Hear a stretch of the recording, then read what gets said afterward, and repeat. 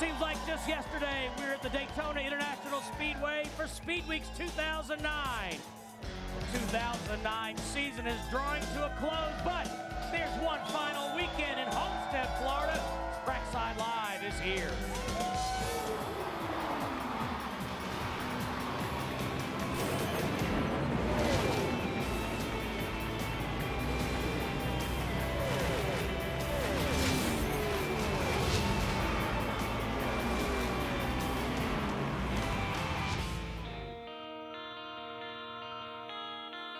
This truly is our Super Bowl as we start off a brand new season here in 2009.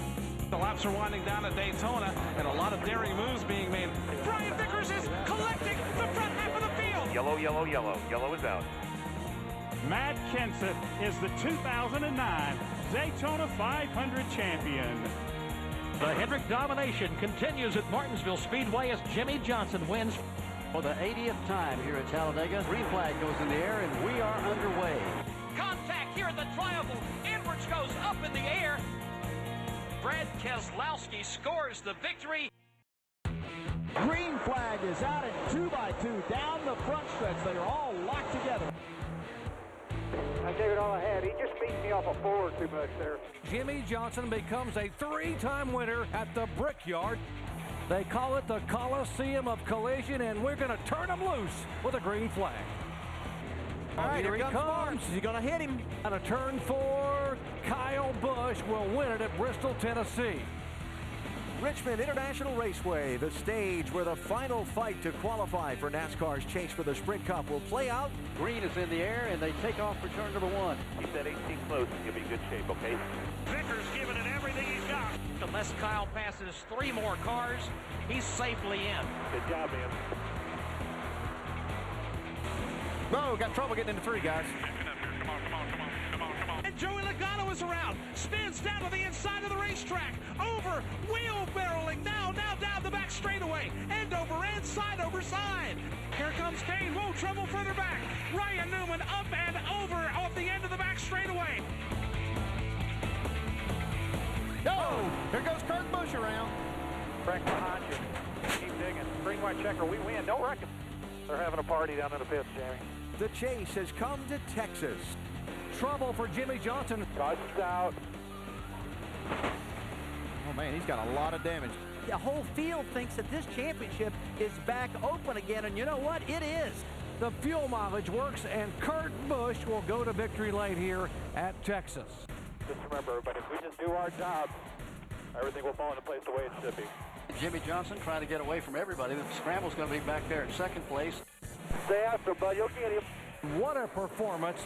The 3-time champion gets it done here at Phoenix. We gave it everything we had today. Awesome stuff, boys. Awesome stuff.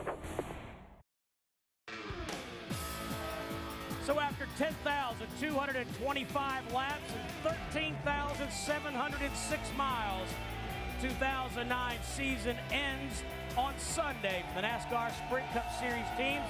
Just has ended for the Camping World Truck Series, and of course the season finale tomorrow for the NASCAR Nationwide Series teams. Jeff Hammond, Larry McReynolds, Steve Burns, Elliott Sadler here for our final Friday night house party. Friday night, that is. Friday night. We have a special edition tomorrow night. So thanks to all of you who have been with us every Friday here on Speed, and thanks to all these fine folks. Are these your people, Larry? They are. Anywhere we go, it's my people, because you know why? They work hard, they play hard. Excuse me. Do you mind sharing? I mean, I like to kind of look at them and say they're our people. Because okay, they can be your people. They come to Trackside and they hang out with us. All of us. You're all exactly of us right there. But, looking at that tape, it has been a great season. We've had a lot of stories, a lot of crashes, a lot of new guys, new resurgence. I mean, Juan Pablo Montoya, what he's done this year. Mark Martin coming back for a full season, putting himself in chance to win the championship. But almost the same old story with the 48, the car to beat with one race to go. Putting it on the pole today, Larry, is kind of making everybody else have to climb that steep mountain on Sunday. There's no question. He set the mark, and he set the mark early in the weekend by sitting on the pole. Mark Martin, the 5 car, sitting back there qualified in 4th. But, I want to add one, oh, by the way, to the pleasant surprises of 2009. you know, after being at Joe Gibbs Racing for 10 years, Tony Stewart, everybody questioned, are you sure you want to go out on your own and form Stewart-Haas Racing? And that race team and what Tony Stewart did by really doing a great job of pollinating that organization with good people, getting both cars into the chase, winning the All-Star race, winning 4 races. I mean, I don't know that probably it was beyond Tony's expectations what they've accomplished in 2009. Well, guys, let's take a look at our point standings brought to you by Wrangler. The chase standings, just 1 race remaining. And Elliot, as you said, Jimmy Johnson heads into this final race with a great starting spot, the pole position. Yeah, and I tell you what's cool about it. My garage was parked straight across in the 48 and the 5s today. Jimmy Johnson, Mark Martin, Alec Guffson, all of them working together, even going in this last race, putting it on the pole, which means if he just leads a lap, finishing 27th, getting 2 more positions, Mark Martin, we all know what he has to do, try to go out there, lead the most laps, put as much pressure as he can on that 48 team. But when you look at what they just showed us here on this graphic, 1, 2, 3 Hendrick drivers at the top of the board. Rick Hendrick, Larry, you said it several times, he's going to wind up winning the championship. They're going to have 9 championships now at Hendrick Motorsports. It doesn't matter whether it winds up being Jimmy Johnson or Mark Martin. He knows he's going to win a championship, but he's got to take a lot of pride in the fact that first time ever, one of his drivers could wind up setting history as far as 4 in a row. But more importantly, how about 3 of the top 3? I mean, the top guys, I mean, in the sport, it's hard enough to get belong one in there. That's hard enough to do that. When you think about the overall deal, he's got 3 cars in there as far as the 24, the 5, the 48, but he's also got those satellite cars that you mentioned earlier, the 14 and the 39. Outstanding effort by Hendrick Motorsports as a whole. They should take a lot of pride in the end of 2009, what they've accomplished as a group. And as they head to Las Vegas, they've definitely got to be thinking, hey, we're on a roll here. Let's go do a little gambling. 20th top 5 start for Jimmy Johnson in this 2009 season. Coming up, a former series champion, Bobby Labonte, will join us here on Trackside Live. Trackside is presented by new Shell nitrogen-enriched gasolines, brought to you in part by Copart.com, an online auto auction where you control the price you want to pay. Go to Copart.com today. And by Camping World, the official RV and outdoor retailer of NASCAR, would like to thank race fans for all your support.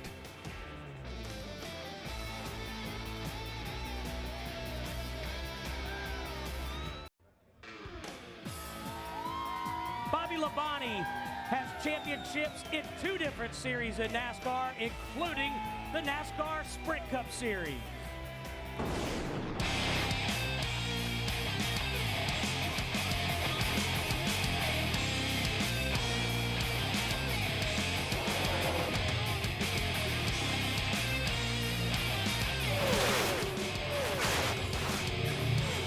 Bobby Labonte been to victory lane 21 times in his Sprint Cup Series career.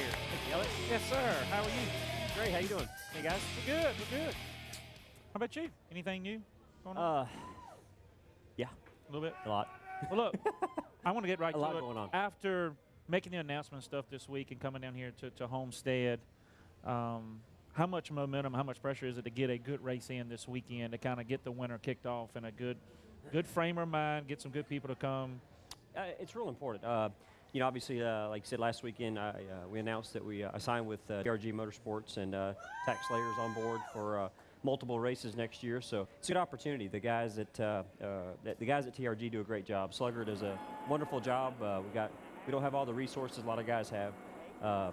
Kevin Buckler and his wife Deborah, they have put their heart and soul in this thing. Been real successful in other series that he's raced in. Very successful, successful business person. This is a whole new deal for him. So he's got a lot of partners that are involved in this. As soon as I leave here, I'm going to have dinner with them and on a boat. I'm pretty excited about that. I don't think it's a rowboat either. Probably not. Probably not. So it might be a ship. It could be a ship, yeah. So anyway, thank them for putting this thing together. And Kevin, like I said, he's probably about a year ahead of time what he wanted to be, but he's been able to put this thing forward, and I know he's putting everything into it, like I said. So it's awesome to see that. And he's a racer, but it's different for him. This series is different, so he'll have to you know, it'll be some days he'll wake up, I'm sure, and go, I can't believe I've done this, I'm sure. You know, and I've told the story, there's several people that have done that in the sport, but, you know, the ones that are tough and the ones that want to do it, have passion for cars and passion for racing, they'll survive. Bobby, it's been an odd season for you, a challenging season, I guess. You started the year at Yates Racing in the 96, and then Eric Darnell at about the 2/3 point got in the 96 car. Then you wound up getting in the 71, which ultimately was good news because that's where you'd be. But how difficult was that for you? It's crazy. I mean, you know, it just wasn't what you wanted to, how I started the year off. I mean, I didn't think this would happen, and you know, but you know, unfortunately, the guys at Yates and Hall of Fame Racing, they gave me some great stuff, and we just didn't make it work. And they had some races that were available for sponsorships that they didn't have sold, and they need to look forward to next year. And without saying, I guess it told me I wasn't going to be there next year. So okay, so then that opportunity opened up another door, and Slugger called me, and then I talked to Kevin the next day, and got to drive the 71 in the races I wasn't going to drive the 96, and you know. I'm sure there was a Monday there before Atlanta that I thought, man, I got to climb Mount Everest. And then the next Monday, we finished 18th after Atlanta in the 71 car. And I went, what? It was just, I mean, it really wasn't that, you know, it was huge at the time. It just, but I made it really huge. But it turned out okay once the next week was over, you know. Well, I want to go back even further than that because you sat down in Darrell's coach with Darrell, Mike Joy, myself. That wasn't near the vertical mountain you were faced with. Oh, about the 3rd week of January of this year, you were sitting at home wondering, is the phone going to ring? Sure, yeah. You know, and the thing that I go back to is I had a contract with the folks at Boston Ventures and Petty Enterprises, and you know, for 4 years, you know, and it was, you know, just like this paper here, but, you know, that was solid. And then we came down here to Homestead last year. I kind of didn't feel right about it. I knew I didn't feel right before that, and I was just kind of like, one of the guys says, hey, something about next year, and I went, dude, you better be looking. You know what I mean? So I'm afraid this ain't going to work, you know. So when December 7th hit, that's when it really hit. So it kind of blew over. So, I mean, you know, I thought was a good situation at that point in time. This didn't turn out to be just unfortunate circumstances that made it happen. And you know, that happens in life, I guess. So, yeah. You know, we pressed forward, and yep, it was a tough winter last winter, and you know, just fortunately things came about.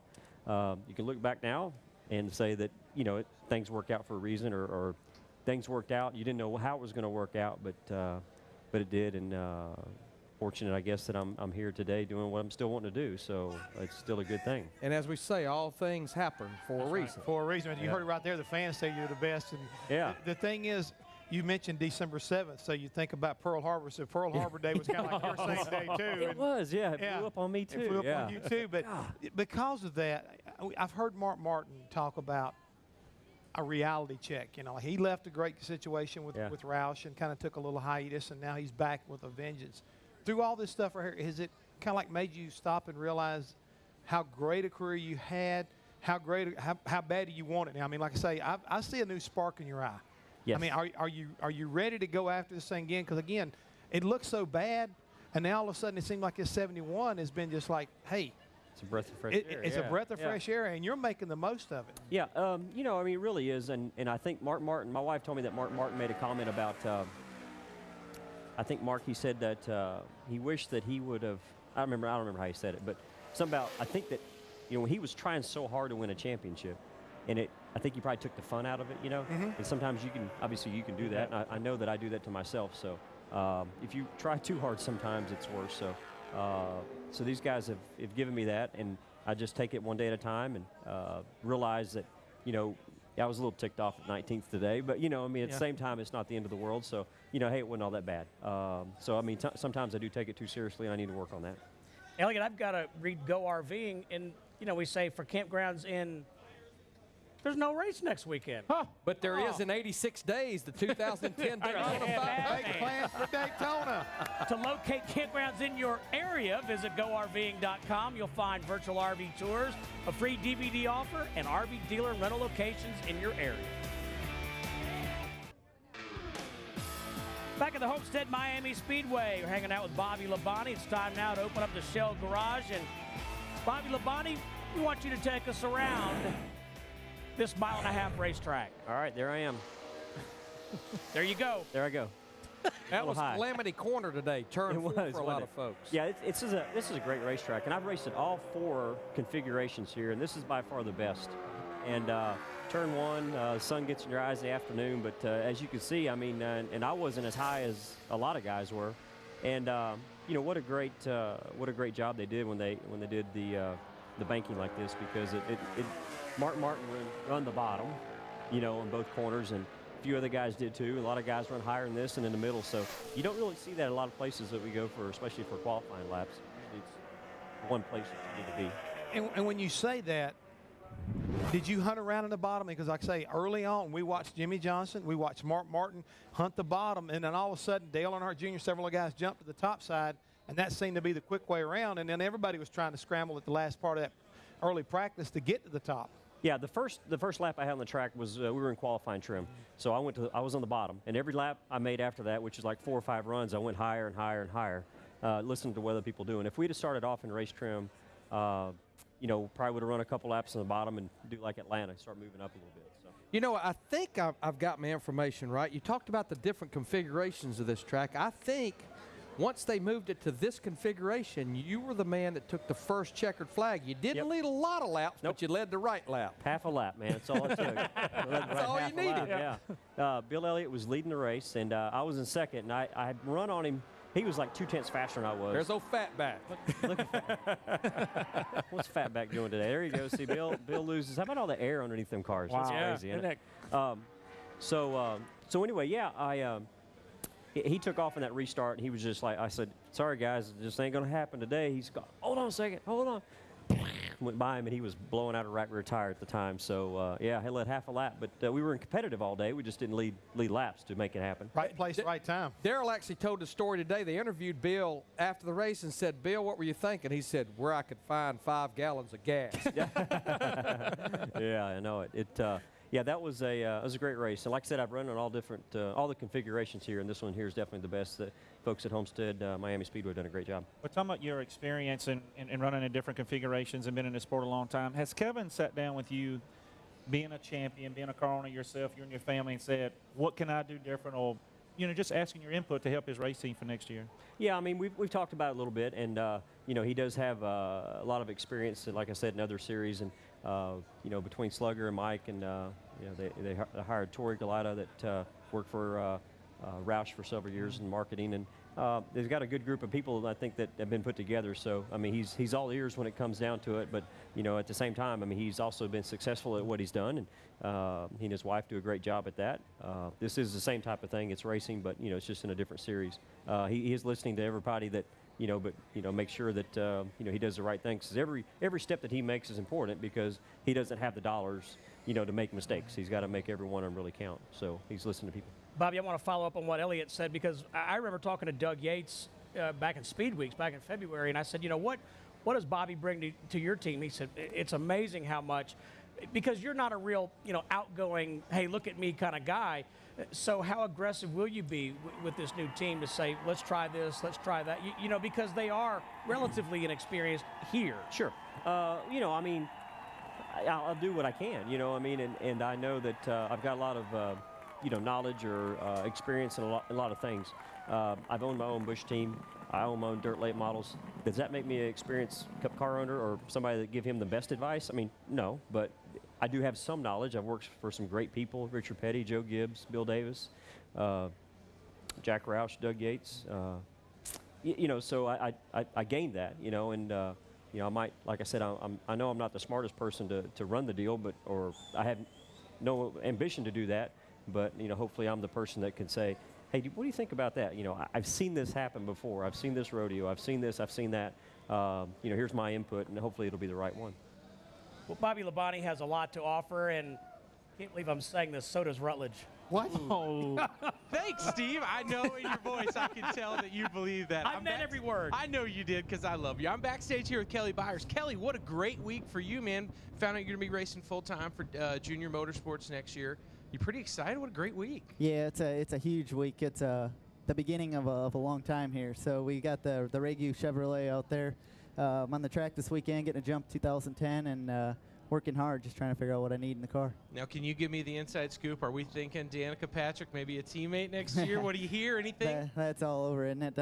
I know Dale and Kelly have talked to her. I'm not sure exactly where they're at with it or if it is something, but it'd be cool if she did come to the sport. I think it would be good for our sport. If it works out, will you maybe see if I can maybe get the first interview, maybe get like an exclusive?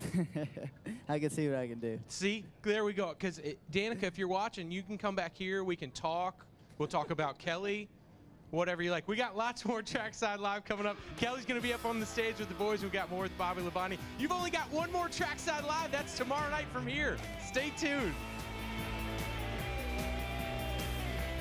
Trackside Live back at the Homestead Miami Speedway. Jeff Hammond, Larry McReynolds, Steve Burns, and Elliott Sadler. Bobby Labonte, kind enough to join us on his way to a dinner date on a yacht, perhaps. Oh, yeah. I know. Yeah, we don't want to about that. You need a chauffeur? Yeah, sure. I'll go with you.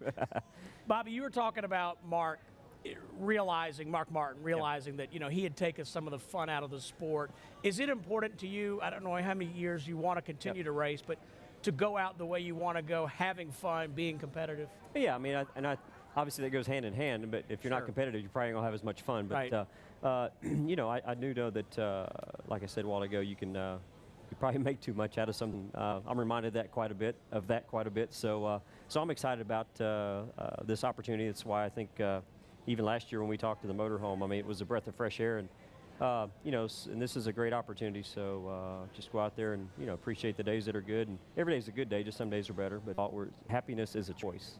And it's like, I think you're right about that. I would say. I like that. I like that. That's a good rule of thumb. I'll take that. Of your 2000 Sprint Cup Series championship, but I don't think it gets documented enough that in the 60-year history of our sport, you are the only driver to win championships in both series. You won the 1991, what was then the Busch Series championship, the 2000 Sprint Cup, and you even have a owner's championship 1994 in the Nationwide Series with David Green. Yeah.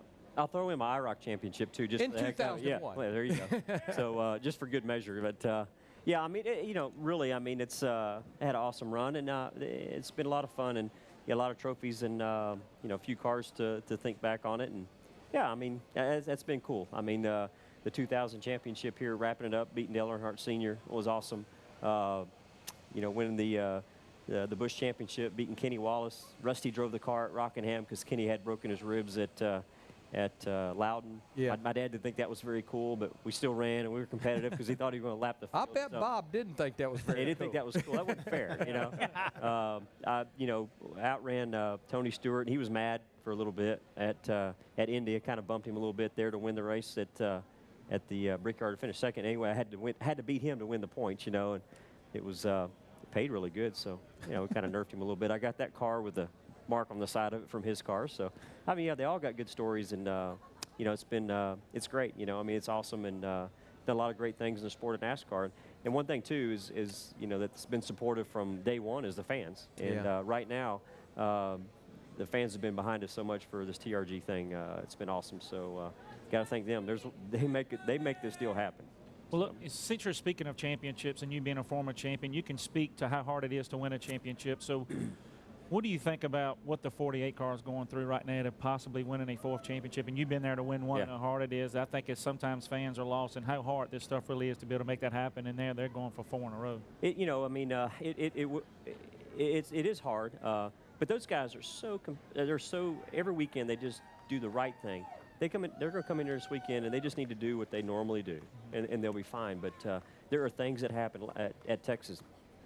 Everybody was like, I can't believe that just happened, And, Kurt Busch, when he won, had that tire come off. Yeah. And it stayed on the track. Stayed on the track, caused the caution. Things like that happen.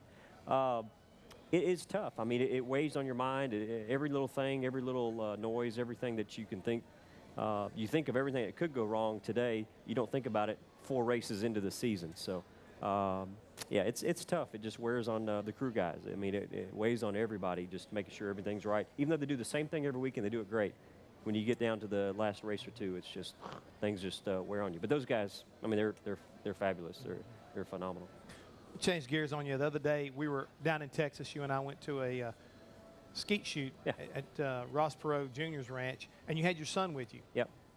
He said you told me he outshot you, but Has he got any interest in following Dad's footsteps and getting into racing?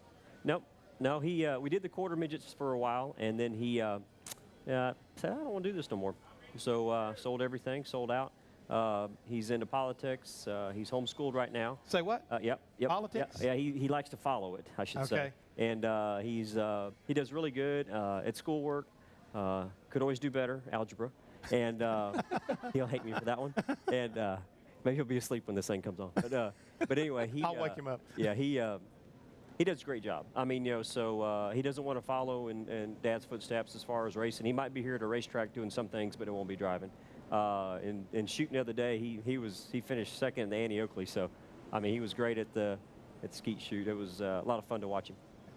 Well, Bobby, thanks so much for spending time with you. We're excited about 2010 for you. Have a nice dinner on the yacht. Yeah, I will. I'm looking forward to it. Yeah. Take pictures. Glad to see you're going to be around here full season. Yeah. Thank you. More Trackside Live when we return to the Homestead Miami Speedway. Kelly Bires joins us coming up. Welcome back to Trackside Live at Homestead Miami. Let's take a look back at this moment to race number 9 of the chase with our Inside Sprint Cup Mobile moment. Radio check 1 2. 10-4, got you. Check 1 2. I got you there. You got me okay. Let's get ready to start a great race here today. Just remember, if we just do our jobs, everything will fall into place the way it should be. We just don't need to do anything out of the ordinary. All right, guys, another day at the races. Go out here and show them how we grind. Yeah, 10-4, buddy. Nothing else we'd rather be doing than right here today. Ready. Green. Good, it's rolling. Side by side through turns 1 and 2. Kurt Busch with the advantage on the outside, but Truex is hanging with him hard down low. Philip Bond even with you. He's by himself. There's 2 behind him. 1 back to the 48. Following Dale Earnhardt Jr., some smoke blowing off the back.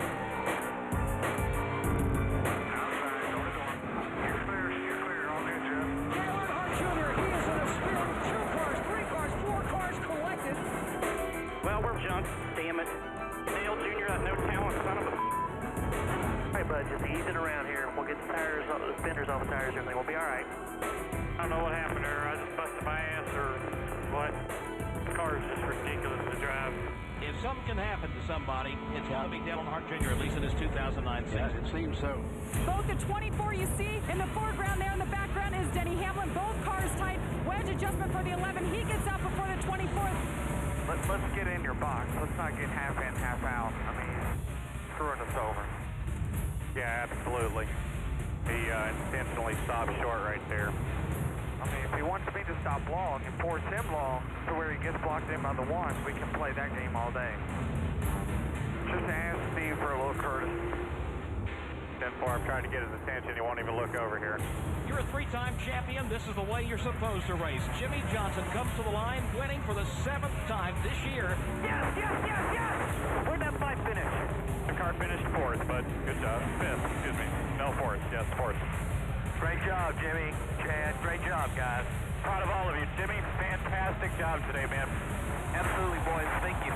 Exactly what we needed. 47th career win for Jimmy Johnson. Well, coming up, we're going to talk to a young driver who has the opportunity of a lifetime in this sport. Kelly Bires joins us. Trackside Live continues. Look, Elliot, it's the moon over Miami. Oh, nice.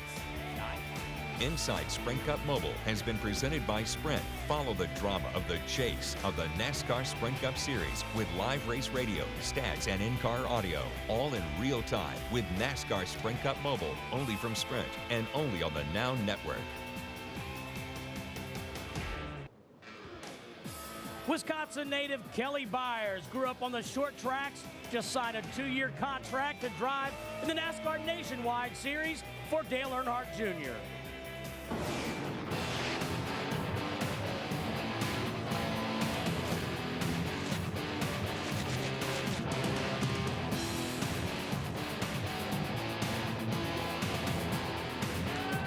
And welcome Kelly Bires to Trackside Live.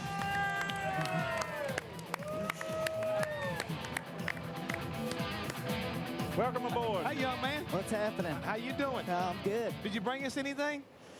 It's at the trailer. We just got done cooking it using some ragu sauce. Got some nice pasta back there. Well, we just want to make sure we get you broke in right, so you understand that one of the prerequisites for coming on our show, you need to bring gifts, especially for the man Elliott down here. You always want free stuff. You asked him right off the. I mean, I'm hungry too, but I didn't come out. Yeah, but we got to get him broke in right. Okay. You know.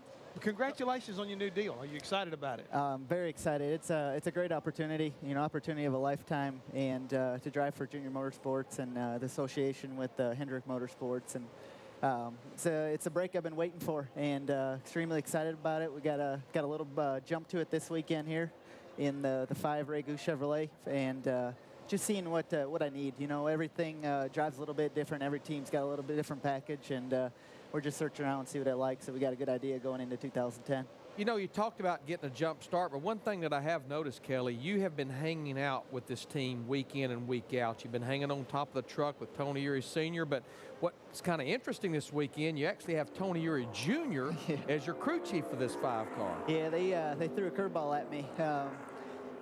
It's good, about 2 months ago or so is when I started traveling with the team, and got all the newness out of it, got used to the guys, their protocols, their procedures, everything that goes with the team, and I wanted to have that all the way. So when I got into a car, it was literally push play, and we've got a chance to do that. And with Ragu coming on board this weekend, we got a chance to get in the race car and work with Tony Jr. Tony Jr. is a great guy, very smart, bright, great future in this sport, and has had a great run in it. And so we're just having a little fun this weekend and seeing what we need.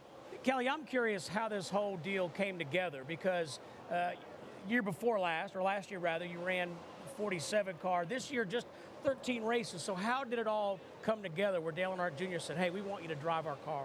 Yeah, Jody and Tad DeSchichter, and along with Brad Doherty, gave me a great opportunity to get into the sport, to come into NASCAR, not having a checkbook, not having a sponsor, just off raw talent. And we had a good run with them. We had a lot of good runs in 2008, finished top 15 in points, or had more runs that we should have finished better than we did. The finishes don't really show, but had a great year, and we just didn't have a sponsor, just didn't have a sponsor this year. And that led into numerous opportunities with KHI. Kevin Delane Harvick gave me an opportunity to get in their car 3 times, which I think led into where I'm at now. Gave me a chance to prove what I could do in first-class equipment. And we've only raced, I think, 4 or 5 times this year. So it's been not a lot of fun, but every time we got in a car, we ran pretty good. And now I'm just excited to go full-time again.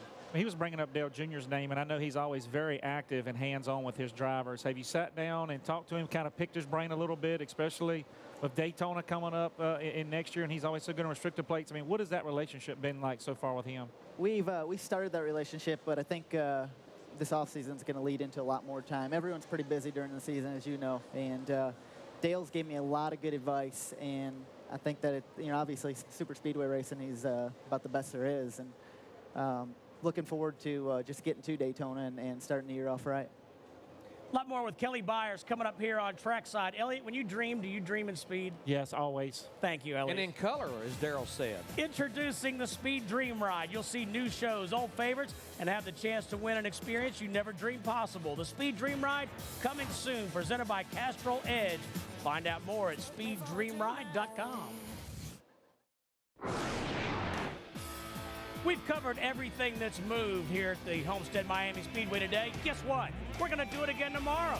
Yes, sir. NASCAR Live at 11 with John Roberts, the NASCAR Nationwide Series qualifying. 52 cars, Larry Mack. 52. Be 9 cars will get their feelings hurt. That's good arithmetic, Larry. Like that. That leads right into NASCAR Smarts. Hey, that means you're qualified for NASCAR Smarts. Wow. Hey, but one of the most important shows, special edition of Trackside at 7:30 p.m. Eastern. Hey, guess who's going to be here? Mike Kelton. Mike Kelton. Wow. And the 2009 Nationwide Series champion, Kyle Busch. And Darrell Waltrip. That's right. BW's coming back? Yes. All right. Go ahead. Go ahead, Jeff. We got a rip-roaring show. You know that? Trained professionals. We talked about, how this stuff kind of came about. Did you feel nervous today when you finally took that car out there and went out on the racetrack for the first time, did it really kind of sink in that what you were getting ready to step back off into? Because you said, I've only ran like 4 races this year. Yeah, and well, the biggest thing, the easiest way to explain it is you've run 4 races, so at the end of the race, you feel like, okay, now I'm back where I need to be. I feel like I know how to do this again. Everything, you got on pit road, you did your pit stops, you did everything right. And this year, unfortunately, I've been only able to run a race, and then you sit out 3 weeks or a month or 2 months, whatever it is. So every time you get in the car, you're like, do I remember how to do this? So feels great to be back in the car. We're pretty good. We're definitely working to make it better, but just happy to be here. What would be a good day for you tomorrow? Just a solid top 10 run, I think. You know, nothing. Got nothing to prove here. We just go out there, have a good, solid qualifying lap. We got to get in by time, so run a good, smooth lap, and then in the race, just keep the fenders on it, run solid top 10. If we got a car to contend, then we'll do it. But you know, realistically, just go there and run solid and figure out what I need for next year. You know, Hammond was talking about being nervous inside the car doing things. How about outside the car next year? Going to be kind of under the spotlight. I mean, driving for one of the biggest names in the sport. Are they trying to put a good support group around you? And just, I mean, everything you do next year is really going to be magnified. Has that kind of sunk into your brain yet? Yeah, it's already started. You know, it's a good thing, though. I think getting out there, letting the fans know who I am, it's a big part. The fans are a big part of what we do here, as you know, and I'm just excited about it. I'm thrilled about it. I feel like I've been sitting on the sideline with my hand up, like Coach let me in, you know, the whole year this year, and so I'll be ready to go. You know, Kelly, no matter where you go or what you do, first impression is a lasting impression. And the thing that I did notice is you made a pretty lasting impression in your Nationwide Series debut about mid-season 2007, JTG number 47 at Kentucky. You ended up finishing 7th right out of the box in that car. Yeah, no testing. I've never, it was funny, we went there and they made a change, the driver change, and I was running the truck at the time, splitting a schedule with Mark Martin. And Mark was running 6 races. I was running 19 in the 21 truck for the Wood Brothers. So that was my original goals for the year. That's what we were going to do. And then when the opportunity came up to get in the Nationwide car there, and it led into going to Kentucky, and you know, never sat in one. That was the first time I've ever been in one. Never even been in a Nationwide car. Never even been in one. Didn't even know if the seat was where I needed it. I mean, I didn't know anything. Wow. And we just went there and approached it in a good way. And come out of there with a solid top 10 finish, and really jump-started my career. Kelly, I mentioned you're a Wisconsin native. There's such a tremendous legacy of short track racing in Wisconsin. Kaukauna, Slinger, Madison, and then great racers. You know, Dick Trickle, the Sodders, Matt Kenseth. What was your background? What was your introduction into short track racing? Well, I started at age 9 into go-karts, ran go-karts for I think all the way up till I was 15, and then got an Allison Legacy car, which is I guess it was the first thing I got in that was enclosed, and coilover Which you car. won a championship. Yep, won a championship. We actually ran a 5-state touring series in the Midwest, so we did the Illinois, Indiana, Ohio, Michigan, Wisconsin deal, and went through and dominated that series. And then I got into a super late model, which is extremely competitive up there. And like you said, there's so many racetracks. There's the Dells, there's Kaukauna, there's La Crosse, there's Slinger, there's Madison. I mean, it's you can race up there every week, Wednesday, Thursday, Friday, Saturday, and Sunday with the same car. I mean, as long as you kept it in one piece, if you wanted to and had the ability to travel, you were able to do that. And it really taught us to keep racers up there, to keep your car in one piece, to always keep working to make it better, because an opportunity like, or a car like I had racing up there was mediocre. It was never best of everything. And there were a lot of people were like that. There's a couple cars, there were a couple people that had the ability to build really good stuff, but everyone took what they had and made the most of it. And I think it's helped me at this level transition into it a little bit better. All right, more with Kelly Bires coming up Sunday on Speed with a championship on the line. NASCAR Race Day built by the Home Depot is here. Wendy Venturini sits down with championship contenders Jimmy Johnson, Mark Martin, and their owner, Rick Hendrick. That's live Sunday beginning at 11:30 Eastern here on Speed. Trackside is presented by new Shell nitrogen-enriched gasolines. Brought to you in part by Go RV. Go affordably. Go RV. Visit GoRVing.com to get started on your road trip adventure. And by Wrangler, proud sponsor of Dale Earnhardt Jr. Wrangler, real, comfortable jeans. Special edition of Trackside Live tomorrow night. NASCAR President Mike Helton will join us, as well as the 2009 NASCAR Nationwide Series champ Kyle Busch And Jamie McMurray talks about his plans for 2010. 7:30 tomorrow night. Goodyear blimp high above the Homestead, Miami. How about that? NASCAR on speed. Like, that's cool. Yeah. You know, Kelly, you were talking about the divisions you've raced in, but the one that caught my eye the most was in 2006. You ran the ASA Late Model Series, 17 starts, 7 wins, 17 top 10s, Rookie of the Year, and the Series Championship all in 1 year. Yeah, it was a great year. It was actually the first year that I've actually ever driven for someone. Everything before that was family owned, and it was a good series where you got into. Don't mind that guy that talks in year. He counts backwards a lot. Yeah, no, it was a great series because it was on a radio tire, and it was a spec car, so everyone in the series had the same ability to build the same car.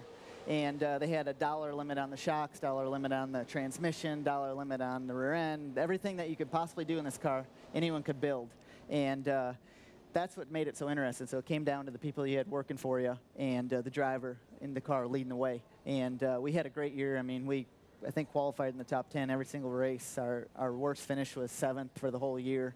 And won, like you said, 7 races. Won a couple other races on the side that we actually, big specials we went to and did. And won the points championship and Rookie of the Year all in one. And I mean, it was a great year racing.